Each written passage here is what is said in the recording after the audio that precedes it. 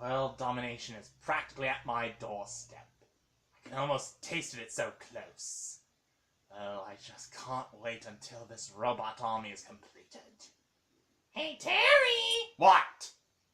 Can me ask you something? What? Why is world domination so important to you? Why you always want to take over the world? Oh, I see. So you want me to tell you the story as to why I'm such an evil scientist with aspirations for world domination? Me no put it in that many words, but yeah. Okay, I'll tell you. Well, I grew up in a suburban town, no different than every other American boy. Grew up in a normal neighborhood. I went to a public school like everybody else. And, well, oh, God, thinking about this now brings back such painful memories. Take your time. Anyway, so, let's just say that I wasn't the most popular kid in school. I was kind of an obese child. I didn't fit in anywhere. I didn't belong with the popular kids, the rich kids, the jocks, and I certainly didn't belong with the nerds.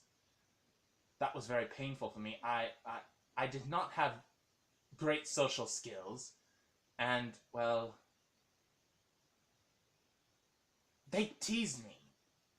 My fellow classmates, my fellow students, they made fun of me every chance they got. I mean, they called me names like Fatso and Chubby, and they always made jokes about how I always wanted a donut, or I wanted to eat more burgers than it was humanly possible to consume. I mean, they were just merciless. They never gave me a chance. They ganged up on me every single day, and nobody did anything. The teachers, the principal, nobody. Even my own family told me to tough it out. Nobody gave me any help.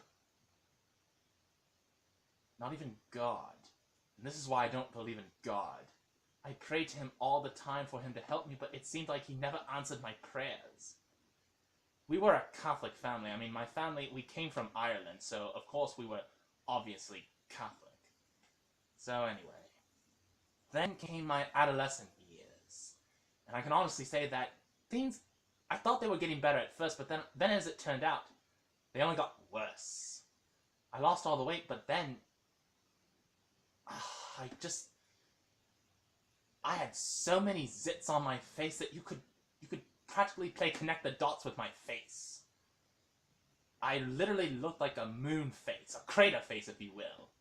Me never be to moon, so me no tell. So anyway, things just got worse, especially when I went through puberty and I was surrounded by so many beautiful girls. It was like being in California. Only it was in Minnesota. It's like California girls in Minnesota.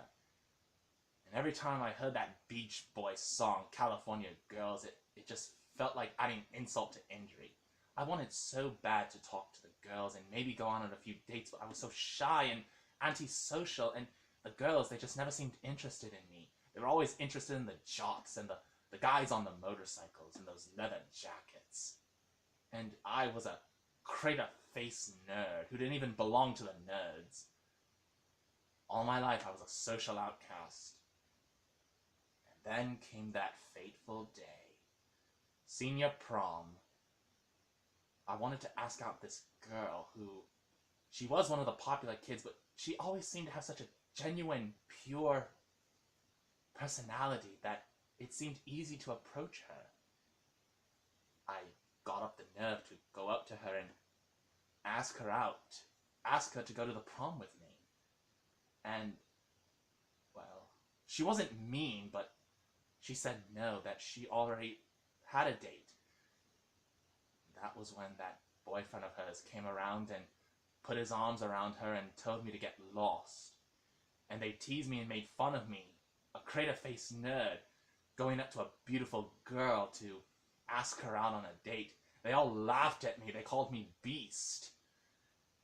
They made Beauty and the Beast references. Of course, this was before the whole Beauty and the Beast Disney film. This was years ago before that. The story of Beauty and the Beast was very popular in my town.